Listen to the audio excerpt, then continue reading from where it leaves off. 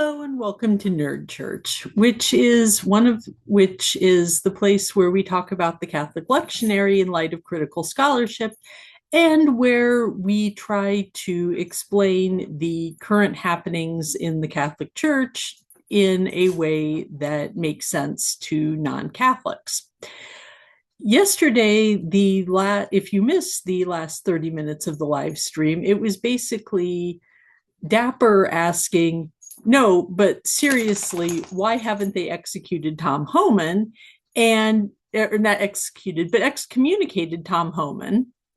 And a whole lot of me going, no, trust the hierarchy, because fundamentally, the Catholic answer whenever anyone says, well, why are you okay with the hierarchy doing this, is trust me, bro.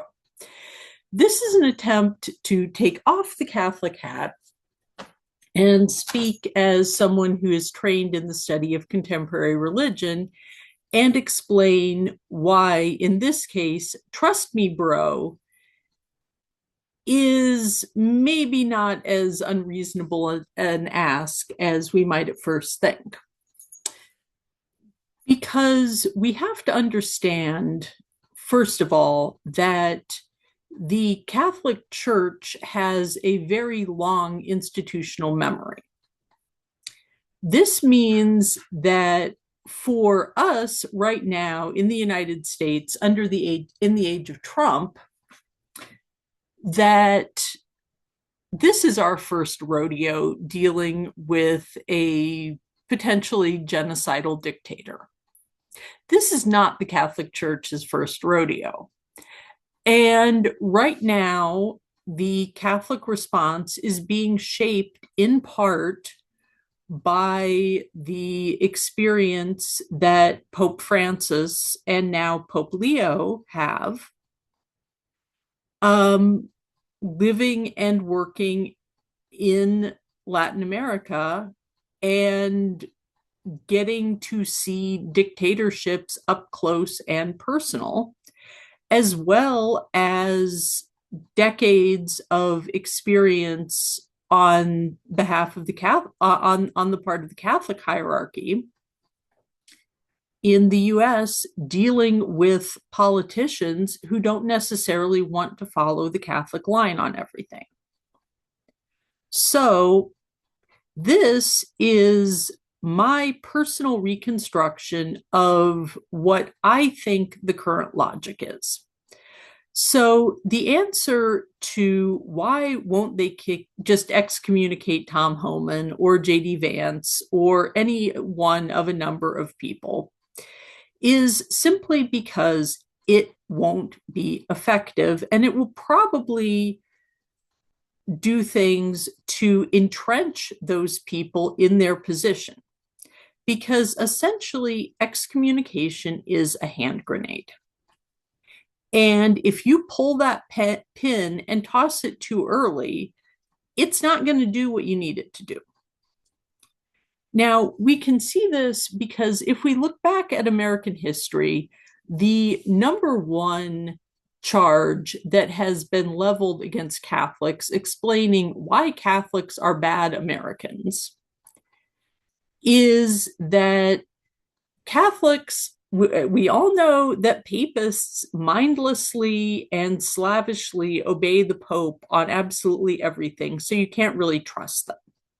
Now, everybody in America right now has accepted that that isn't true, which is why John F. Kennedy and Joe Biden were both elected president. However, there are a lot of people that it wouldn't take very much for them to believe in that stereotype again.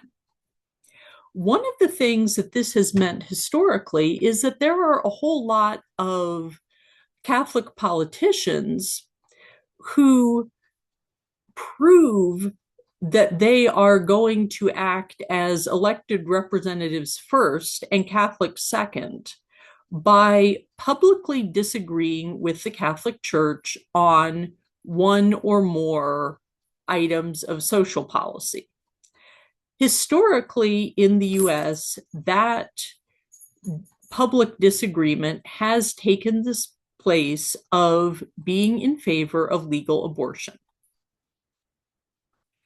And I would argue that to the degree that people are constructing arguments for abortion being a morally acceptable choice in certain circumstances, the reason why those arguments are being made and are at least somewhat persuasive to a lot of people who otherwise might have qualms about abortion is because Catholics who are in favor of legal abortion have had to construct those arguments to allow themselves to stay in the Catholic Church while functioning as politicians or voters in a party that is increasingly clear that if you are going to be a Democrat, you have to be in favor of legal abortion.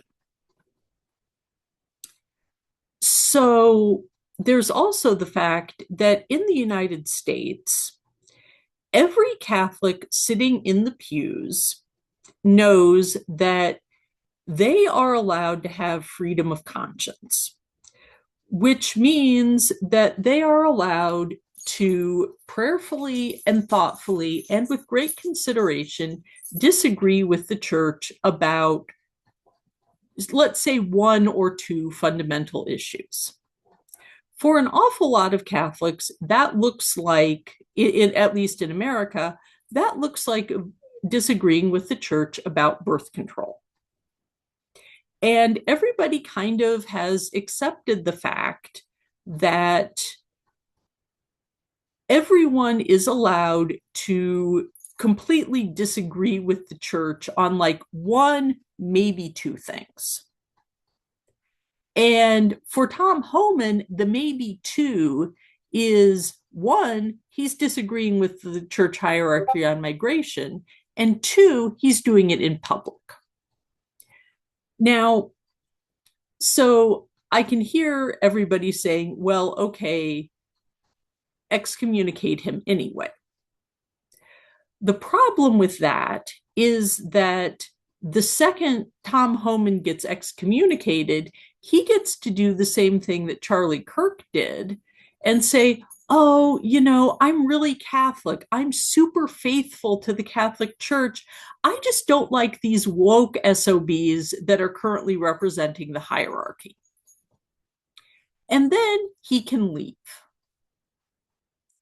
And you might be thinking, okay, well, yeah, cool. You've kicked him out. The Catholic Church has done his due diligence, right? The Catholic Church has done her due diligence. Tom Homan has been excommunicated. If he wants to go be a Baptist, that's on him. The problem with that is that right now, America is the epicenter of a whole bunch of people who literally think that they are more Catholic than the Pope. And right now, at this moment, the Society of St. Pius X has until July to decide if they want to start a really big schism. So if the Vatican starts excommunicating Tom Homan and J.D. Vance and a whole bunch of other people, you've pulled the pin out of the grenade at a point where they can just go, okay, we're going to go support the American Catholic Church. In which case, you've now got a schism that's probably going to take centuries to heal. You've got the Catholic politicians who most need to be told, you need to obey the Catholic Church on migration and, you know, stop torturing people, who are going to be offered a really easy way to maintain their Catholic identity and continue to be horrible people. So by not excommunicating him, by forcing Tom Homan to sit in a pew and listen to homilies about welcoming migrants, which are being said, by forcing him to listen to the verses in Isaiah about justice, by forcing him to go to confession and have to answer some questions from his priest,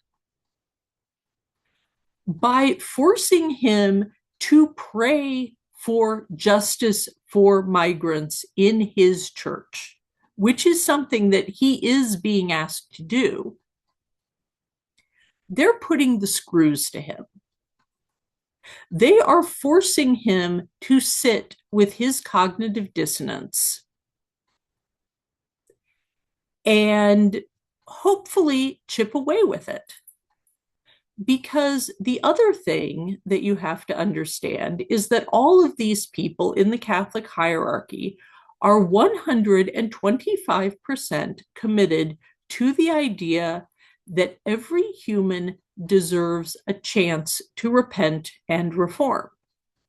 Now, there is probably a time when the USCCB or an individual priest or an individual bishop will decide that it's time to pull the pin out of the grenade and ask Tom Homan to quit taking communion. That might happen. But I'm going to leave the decision on when to pull that pin to the man who is actually going to have to pull the pin out of the grenade, because that's not my call. Because once you've thrown the excommunication grenade, pretty much the only thing that's left is putting the US under interdict. And the last time that happened in the Anglophone world, we got the Pilgrimage of Grace, and you know what? It was illegal to be Catholic in England for a couple hundred years. So they probably are not real anxious to roll those dice and ask every Catholic in America to accept martyrdom when they have the option of just sitting there holding the grenade and making sure that Tom Homan has seen the grenade and knows the grenade's there before they pull the pin. So yeah, ultimately, even as an academic, even as a nerd, the answer comes down to trust us, bro. But I hope that I've helped at least lay out why I personally, as a reasonable person, am willing to trust just a little bit for right now.